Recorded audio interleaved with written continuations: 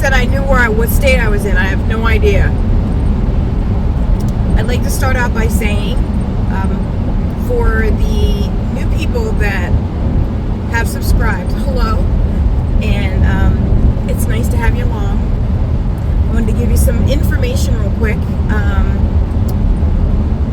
I'm a married solo van lifer, if you will, traveling with my dog Fifi,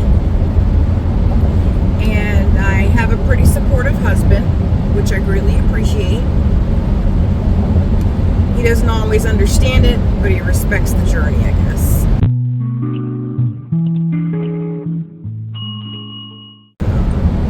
I have more of an adventurous nature. That's just kind of, I always had to do things on my own, and I'm okay with solitude. I'm okay with, going somewhere by myself, and I'm okay with my own company. I guess that's the best way to sum it up. So, they are having the first Alaskan, they're calling it van stock. And Bob Wells, if you don't know who he is like the GOAT of nomad living, van life living. I've been following him for a gazillion years, and I think that's what gave me that, like, oh boy, that's exciting. I didn't know that existed, because if it did, I gotta tell you, I'd have been doing this a long time ago. We do it in our own time when we can, and I would definitely say, if there is a part of you that wants to do this journey and wants to get out there and do it, regardless of whether you're younger or whether you're getting up there like me.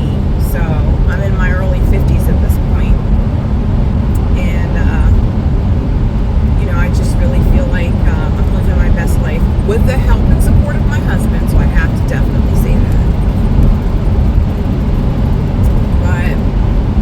So I left on Friday about 10:30.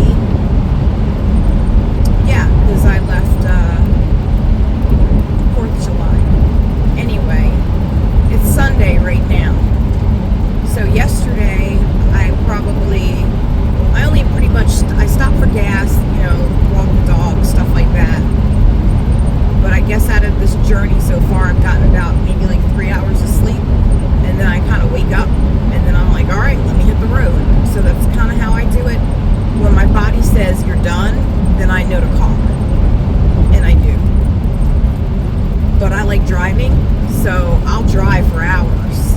I'm leaving from Pennsylvania and going to Montana. Fifi has a vet appointment there. There is specific things that I need. And I honestly think that traveling with a pet going to Alaska, it deserves its own video, and I will, because it was a debacle for me, a total debacle, and it was very stressful. So I have a vet appointment in Montana that actually I am missing because I didn't leave on time. We were trying to install the solar. We don't know what we're doing with solar, but we did the best we can. So I don't know. Right now, it was working when we installed it. Right now, it's not working. I have no idea why. I'll figure it out later. But I just want to say, me writing these words and stuff on the van saying that I'm going to Alaska bound. And I think on the other side I have driving to Alaska down by the river. It is so much fun. It's so much fun. I'm having like the best time ever, I gotta tell you. I'm having people, like, we're beeping at each other, they're waving. This country is crazy, like what's going on in the world. But as you do travel, you will find that there is kindness out there. There are people just like us, just like you. And we don't know each other. And then, but once you spot a good person, you just survive. You you just click, and it's just been so fun. I've had so many people from different states, wishing me well and a safe journey, and so it's just been really heartwarming. I have to honestly say that, and it's just really fun because people know where I'm going. I mean, it's plastered all over the van. And I'm gonna say something here real quick about a couple of states. And because I left late, I actually had to take the turnpike most of the way. I didn't want to have to take the turnpike. This trip's already costing enough money. But because I'm so far behind and I need this vet appointment, and I'm hoping that they're going to have something. So, my bones to pick with a couple of states. One, Ohio. Listen. Because, like I said, I'm taking the turnpike most of the way. What's up with your turnpike? 85% of that turnpike was under construction. I don't understand it. I paid that's the largest one sum amount I paid. And I paid multiple going through Ohio. But one of the tickets was like $33. Get it together over there. Contact your congressman or something. I don't know what to say about that. But that's crazy. 85% of that highway was just straight up under construction. And I'm pretty sure Ohio was under construction on the turnpike 4 years ago. So I don't know what's going on. What is that? Anybody from Ohio, please tell me what that is. It's just never ending? I'm not sure how that works. That was terrible because we were doing 40. It was merging into one lane. It took so long to get out of Ohio. It was craziness. My second thing is Chicago.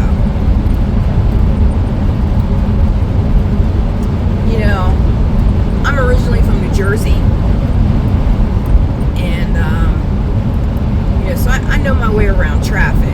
Philly traffic, if you know, the East Coast, Philly traffic is no joke. I got my driving skills and parallel parking from Jersey and Philly. So, yeah. But that traffic was insane. It was insane last time when I went to Montana. I'm sorry, when I went to Minnesota. When I went to Minnesota, it was insane back then. I remembered it so well. I tried to avoid it. I did not. That's when I took my nap. I figured, let me sleep. Let me get a little bit of sleep. And maybe, and it was even a weekend. It wasn't even a weekday. Maybe there won't be as much traffic. No, that's not the case. All right, so this is Chicago traffic. Oh, my goodness. The skyline's down that way. But yeah, the stinky part about traveling, and obviously everybody's cutting you off, and you've got all this weight and your goods in the van, so it's very nerve-wracking, even more so than driving your regular conventional vehicle.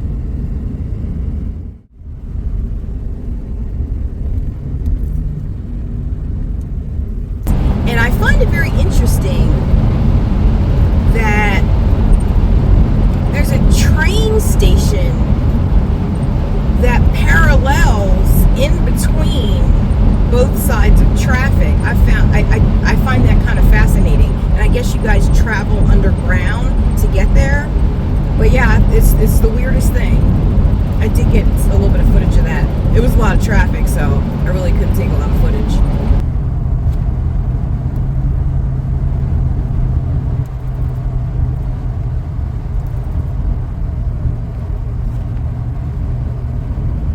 Another thing about me is that I like to drive, as you can tell, I don't like traffic. I don't think anybody does. But when you're driving this big vehicle with stuff in it, gridlock, back and forth, stopping, going, stopping, people cutting you off, it's a lot. It's just a lot. So I like driving at night. Not a lot of people feel comfortable driving at night.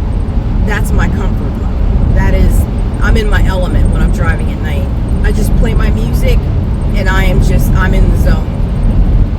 One good thing about road trips in this old van, it's a 2000. It has, well, I don't own any cassettes, so let's be clear on that. But I dug out all my CDs. I have CDs that I burned from like 2008, and I mean, when I say I brought all the CDs, I really mean I brought all the CDs. So it was dark in here. I would just pull one up from, up top, pop it in there, and it was like, what was I listening to back in 2008? And you know what? It was still pretty good music. I was really happy about that. Are we on the air?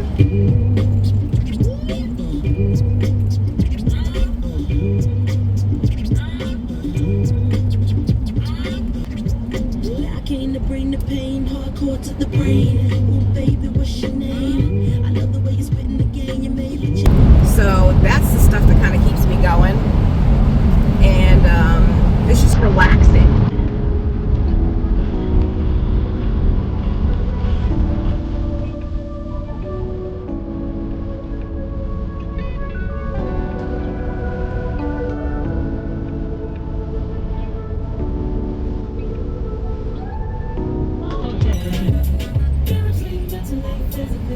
I'm trying my best to better myself, and no one else. What makes me happy? What others thought of me. I gotta be happy. Currently at a little rest stop in Minnesota. Not much going on here. There's the Hulk.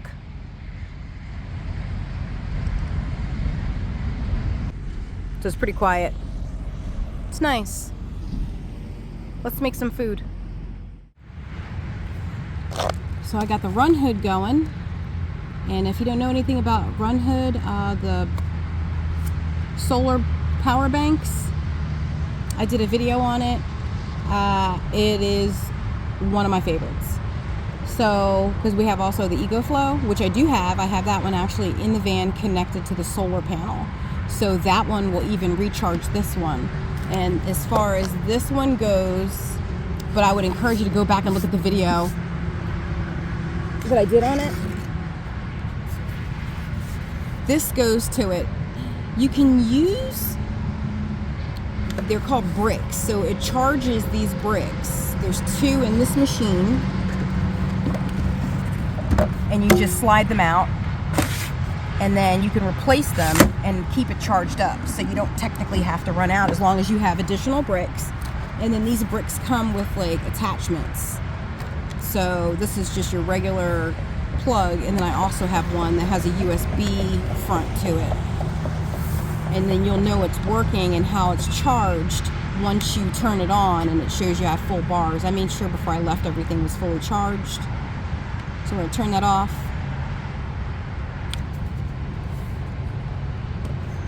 I have about 6 of those bricks with me. I think we have a total of like 8, maybe. Yeah, I think we have a total of 8. I have 6 with me though, because that'll just keep things charged. That's how I do the lights internally in the van. Yeah, I can charge my phone. I run fans off of those things, so it's pretty awesome. So once my water is boiled, we're going to put it in here, rehydrate this, and then we are going to have a meal. Come on, let's go pee-pee. Okay, one thing about poodles, or at least definitely for Fifi, if I stop, she stops. She does not have really an adventurous nature like that. So then I start walking, and then she's literally right behind me or on the side. But she doesn't go far.